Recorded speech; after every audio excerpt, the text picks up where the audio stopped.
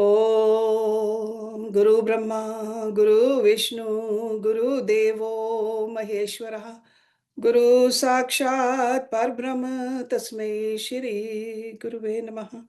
ओम भूर्भुवः स्वः तत्सवितुर्वरेण्यं भर्गो देवस्य धीमहि धियो यो नः प्रचोदयात्।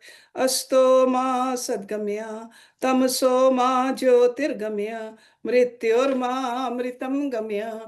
ओम सहनाववतु सहनौ भुनक्तु सवीर्यं करवावहै तेजस्विनावधीतमस्तु मा विद्विषावहै। ओम शांति शांति शांति। Prayer. What is prayer? Prayer is an invocation or act that seeks to activate a rapport with a deity or object of worship through deliberate communication. Prayer can be a form of religious practice, maybe either individual or communal.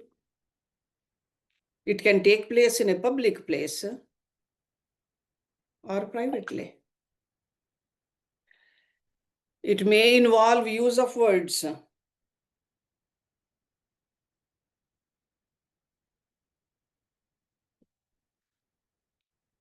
or even poems, songs. When language is used, prayer may take the form of a hymn. It could be a formal creed, or even a spontaneous utterance.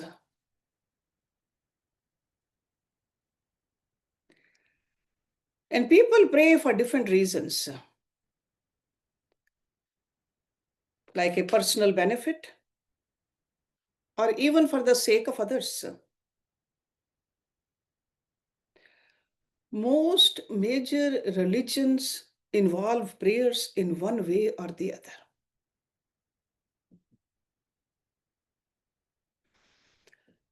Some ritualize the act of prayer. They require a strict sequence of actions. They even place certain restrictions. While others teach that prayer may be practiced spontaneously by anyone or any time. There have been scientific studies done about the health benefit on the person who prays regularly. That's why the answer given by Swami Vivekananda when he was asked, "What do you gain by prayer?" His answer was, "I gained nothing. In fact, I lost anger, depression, jealousy, insecurity, and other negativities." Those are the benefits. Prayer is talking directly to God. Great yogis, they are in a state of perpetual prayer. To them, God is more real than the external world.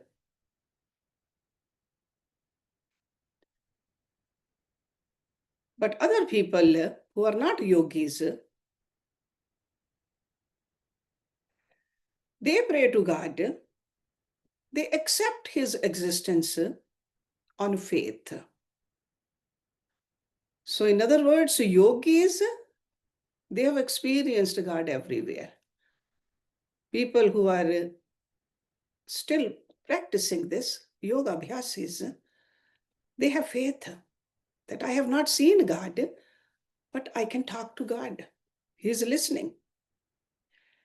In moments of emotional upheaval due to success or failure or apprehension, something is stirred up in our hearts. That is a faith. faith in a greater power. And prayer follows from that. So prayer is the deepest impulse of the soul of man. It's not dependent on calculated reasoning. Reasoning is an afterthought to prayer, actually. It has been questioned whether there's any necessity for prayer from time to time. People argue that if there is no God, there's no use of praying to him. And even if he is there, can he change the laws of nature or the karma? It has been contended that with the advancement of science and the growth of secularization of life, since the Industrial Revolution, human beings have lost the unquestioning faith in an almighty God and also the necessity of praying him. That's why you often hear people saying, I am not religious. I don't believe in it. Something I don't see, I don't want to believe.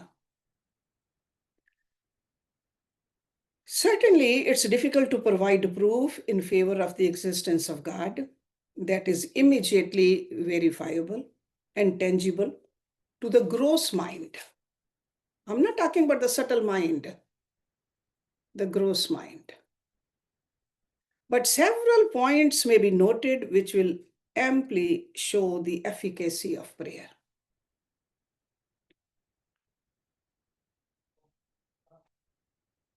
Prayer relieves the mind of tension,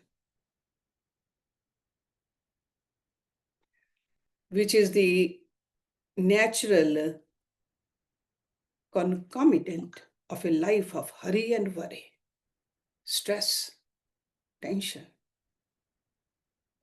Prayer neutralizes mental repressions and pacifies our subconscious. Prayer releases an extra amount of hope and energy and enables a man to face life squarely. We all know life is not all sweetness, enjoyment, and success. There are moments of drudgery, pain, and failure also. And more than this, suffering itself, worry and apprehension about all of this reduces our vitals tremendously. With all the opportunities for enjoyment provided by advancing technology,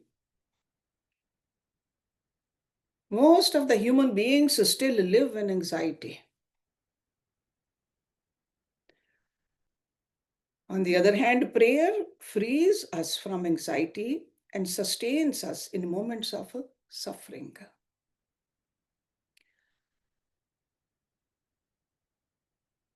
Prayer frees us from tension by unburdening our mind and putting the faith in God's power to alleviate the suffering. These are some of the psychological benefits which are quite evident. And universality is a test of truth. There are countless people throughout the world, down the ages, who have received help from prayers. Yogis and saints have achieved illumination through it. That's why very strongly they advocate prayers to others. This is in itself a proof of prayers validity. Prayer also helps us keep our spirits in an otherwise hopeless situation. In many cases, prayer is answered objectively. Inevitably, there is a subjective response in the devotee. Prayer has a great corrective power. It really has a capacity of transforming a person's character. There are several stories about that in our scriptures. Prayer presupposes faith. In fact, prayer is an exercise of faith. Because the mental makeup of a human being is such that the heart eternally longs for a sanctuary. It wants a satisfaction for an abiding home. And a forlorn soul has conviction that the omnipotence of God longs for his help. Sanskrit term for faith is Shraddha. Shraddha is a quality. It's often extolled in holy books. This is an intense faith in God and in oneself also.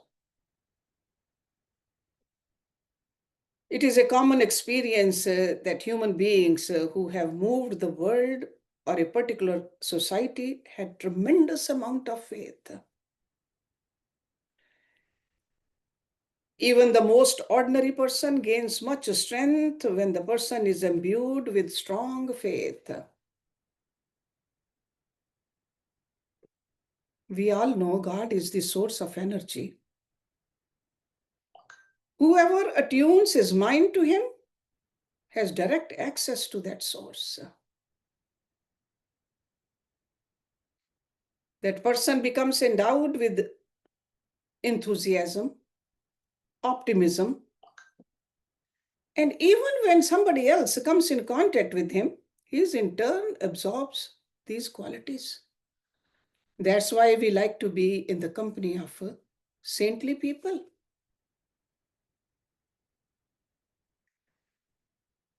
If our faith is not great enough,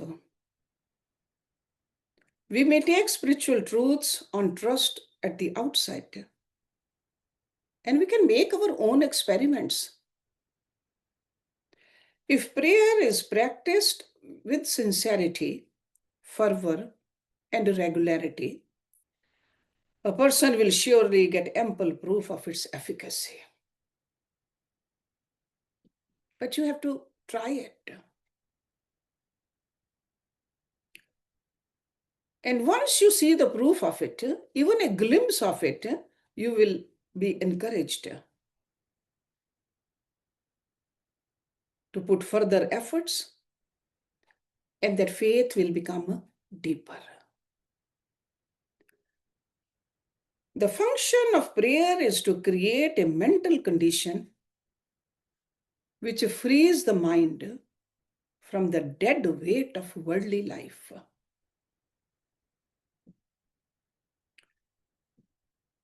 That's the only way to soar high, to discover the subtle and the lofty truths.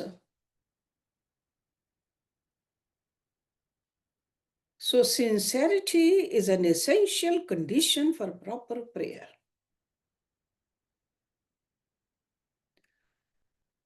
And our mind and speech, that means our thoughts and our words, they should be in harmony.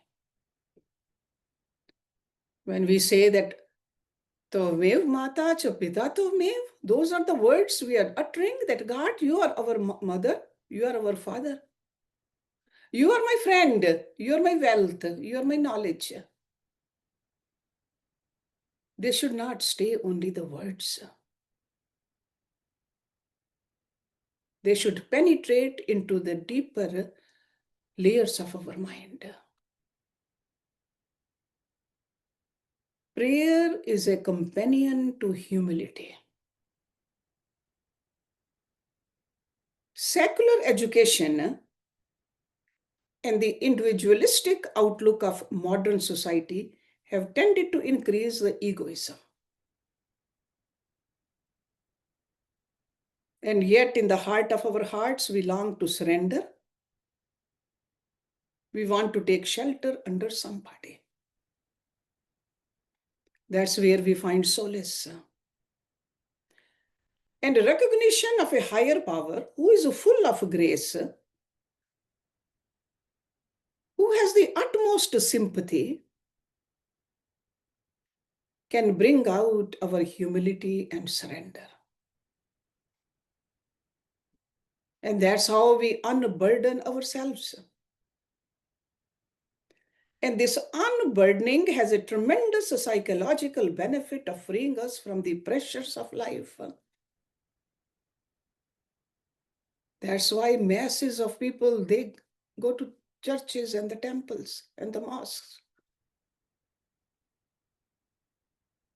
And when we go in our own personal temple at home also, just thinking about it, just looking at it, bending our head momentarily frees us from these kind of burdens.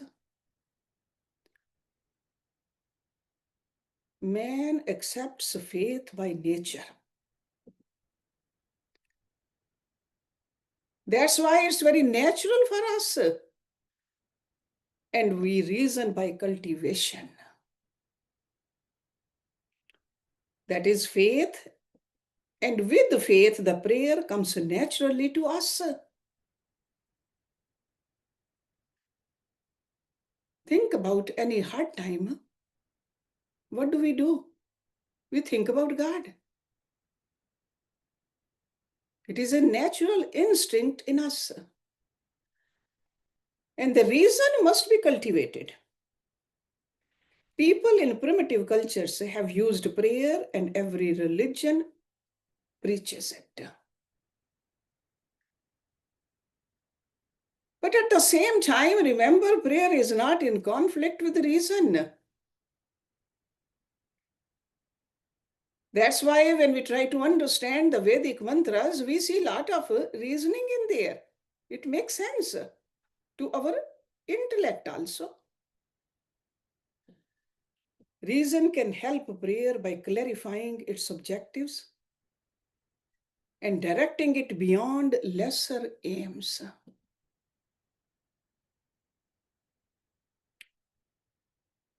Now let's come to that question of whether God can cancel our fate or change the course of our world.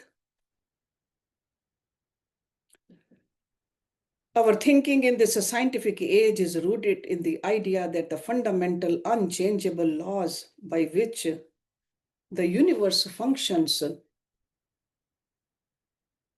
and this Hindu theory of karma, based on the inevitable link between cause and effect, also more or less supports it.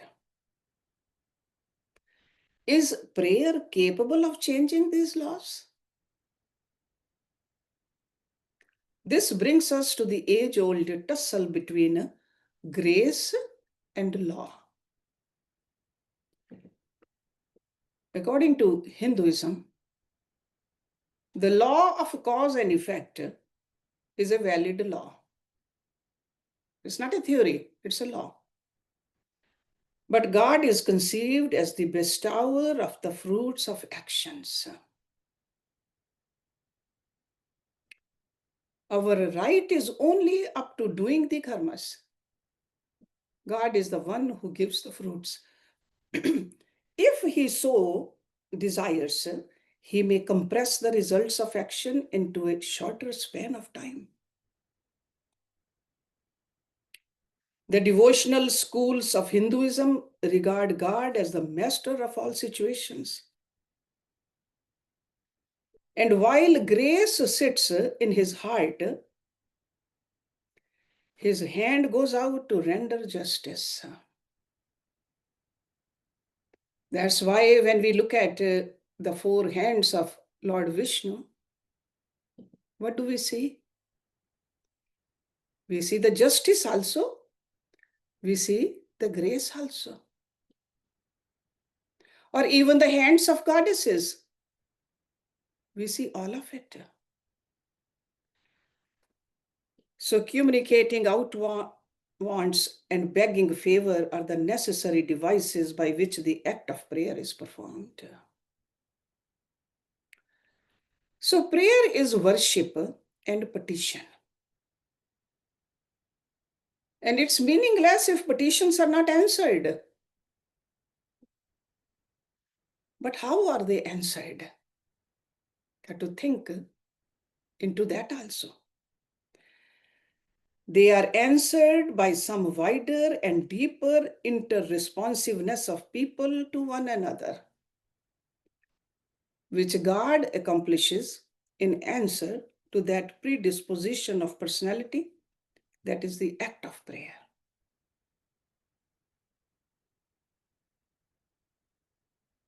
Prayer transforms our wants in such a way that they can be fulfilled, and it creates responsiveness in other persons to fulfill them.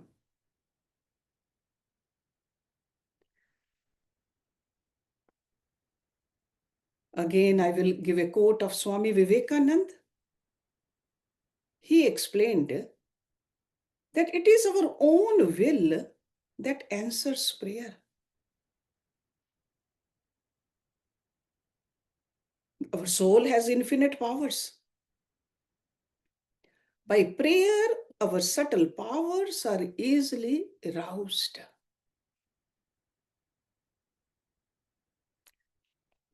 There are some minds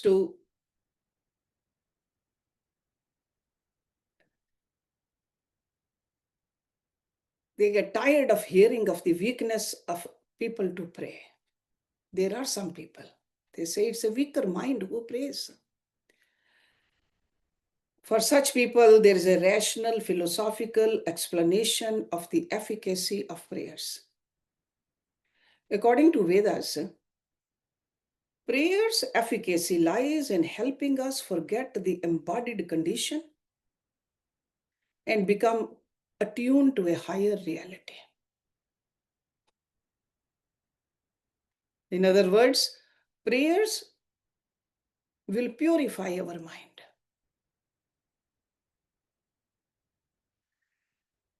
When prayer is methodical, regular, fervent, it disciplines our mind and it prepares our mind for the higher realization. Because the mind is freed from the selfish ideas, is thinking about the nobler thoughts. Those thoughts, they rush in to fill up that vacuum. According to Vedas, truth is a matter of personal experience, a fact of internal revelation, which can be achieved by everybody, sooner or later. So that's why Vedas value prayer for its subjective efficacy.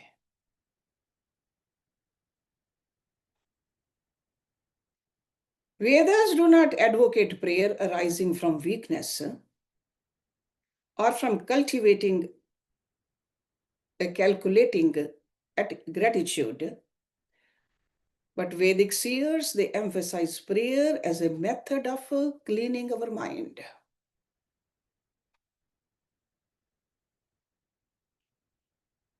Of suppression of egoism, and of searching out our hidden desires in the mind which must be renounced. Because we are putting, by remembering and talking to God, the most positive thoughts, all the lower thoughts, they just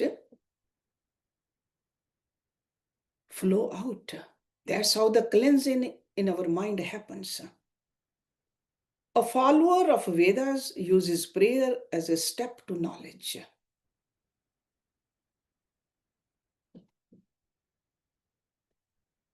He may have the required faith in the teachings of Vedas and also an intellectual comprehension of them, but may have not realized the truth yet.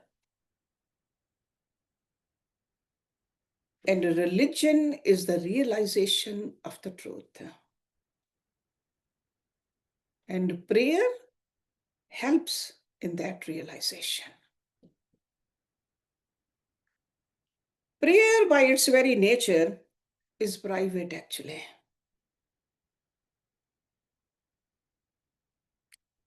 That means a soul speaking to super soul.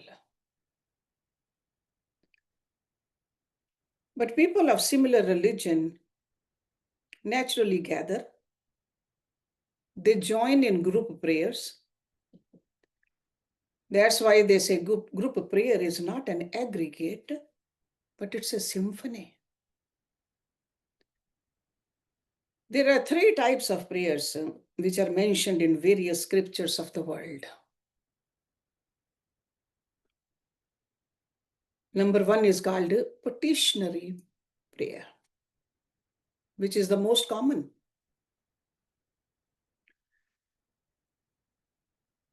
With difficulties, when our minds are tossed by numerous desires, we pray for relief from troubles and to be given some advantage.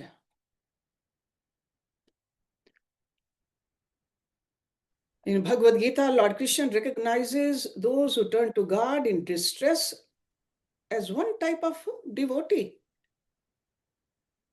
He used the word Art Bhagat.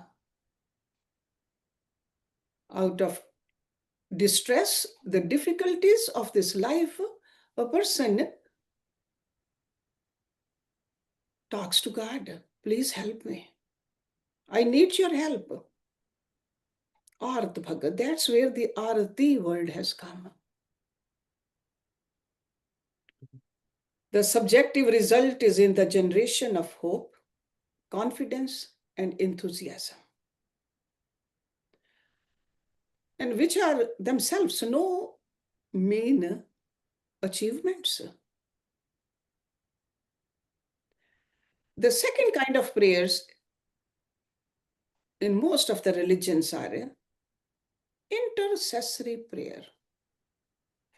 That means prayer not for oneself, but for others.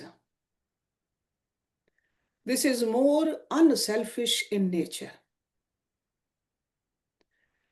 We all know that as advanced personalities, they have the power to redress the sufferings of others through prayer and through their strong, purified will. That's why we go to the gurus, the saints, for blessings. And the third and the highest type of prayer is called contemplation. In this kind of a prayer, devotee surrenders his self-interest, takes the attitude of thy will be done. The devotee who desires nothing in life but God finds it natural to pray like this. And Lord Krishna called these kind of devotees the Jnani. The Jnani prays for God only, not from gifts from God. When this attitude matures, the devotee fully surrenders himself to God and becomes his instrument. And that's how the prayers become continuous. God, wherever you keep me, as long as you are with me, I'm okay with that.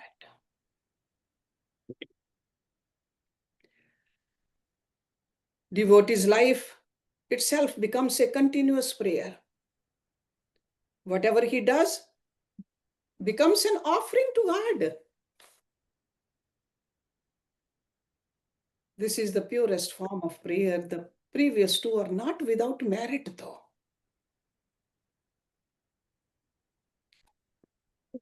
But we got to keep that highest one in our mind. Even in our regular prayers, there should be some time allotted for this kind of a prayer. Prayers improve our conduct.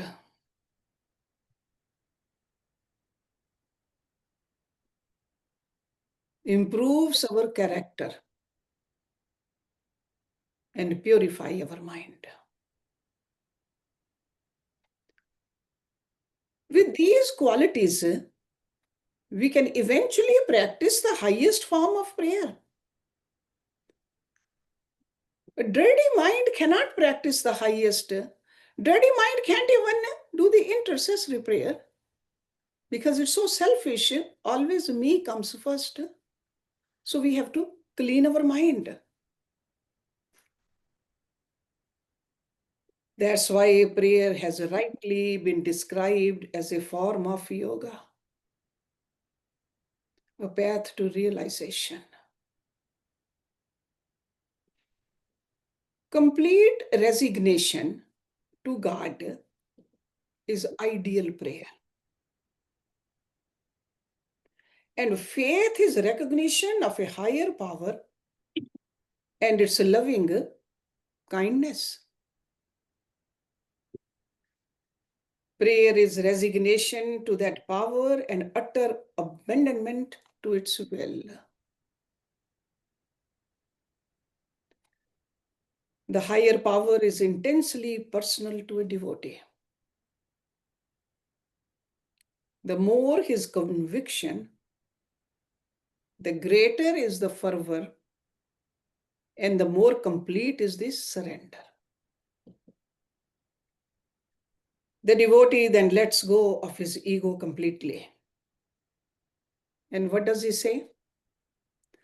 Not my will, but thy will be done. Not I, but thou.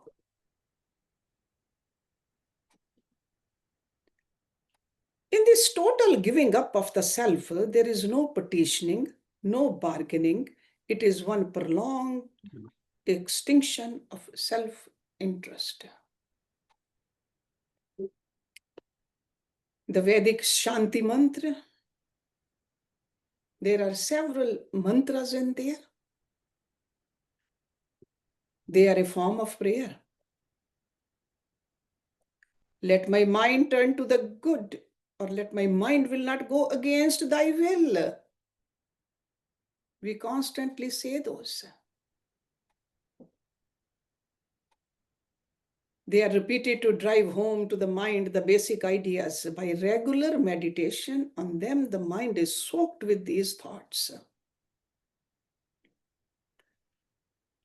So you can say prayer clarifies our ideas.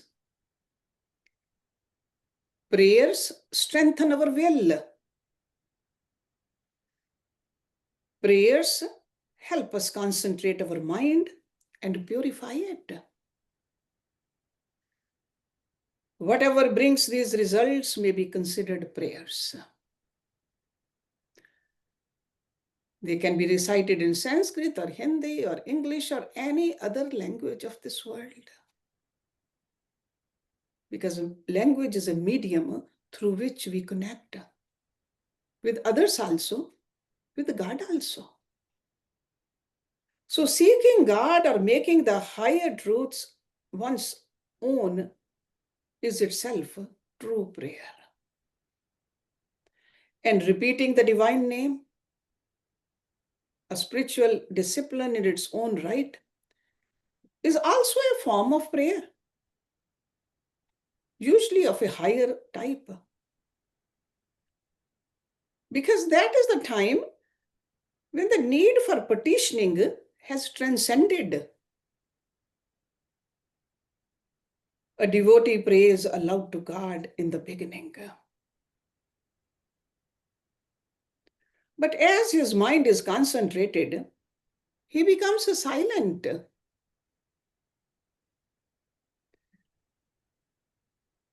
Then the truth of the higher self becomes apparent to him. He can see God. That's why it said, Ram Ram Bol.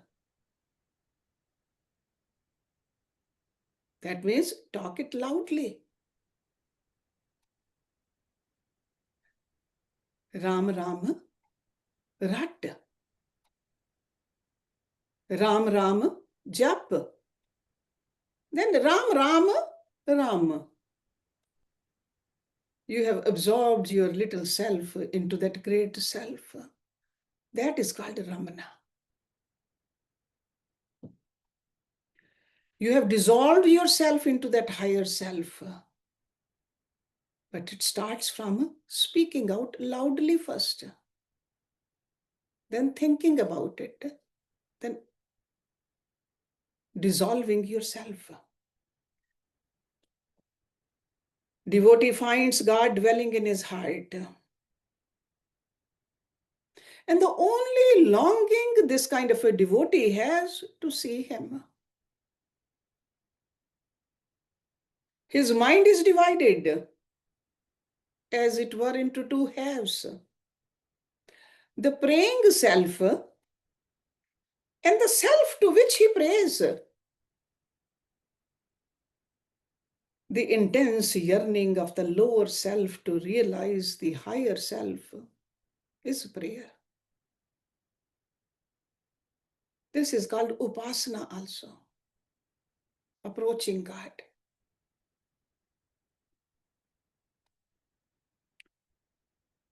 For ordinary aspirants, prayer must be coupled with other efforts. Prayer and effort must be combined in the beginning. That's why regular time, regular place, washing hands, or even some people will take bath before that, keeping the room clean, all those are outer efforts. But eventually, when a devotee is praying constantly, then these efforts go away. Prayer is not wishful thinking. It calls up the latent powers in us, gives us the strength to overcome lethargy and other obstacles. And it does this in a very unobtrusive way. Because the very springs of lethargy, jealousy, egoism, etc., are gradually cleansed, and all resistance to spiritual life is silently conquered. So that's why we can say that prayer purifies the mind and helpful in the assimilation of the ideas which we learn from the scriptures. Prayer makes our family life or the relationships better, smoother. With the prayers, there is a social harmony.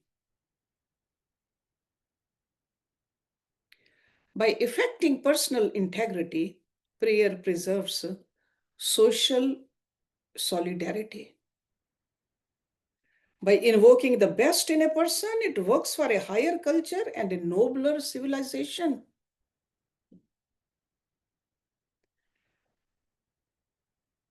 Let us have recourse to prayer for purifying our minds.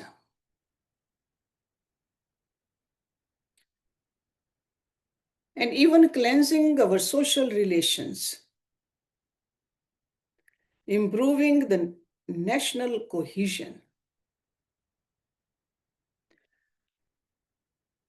The prayers can even cement the international harmony. That's why our rishis from the Vedic time, what do they say? Vasudeva Kutumbakam. This whole world, the whole universe is one family. That is the cohesion I'm talking about. Or a harmony. And through this only we can attain the highest goal of life. Prayers.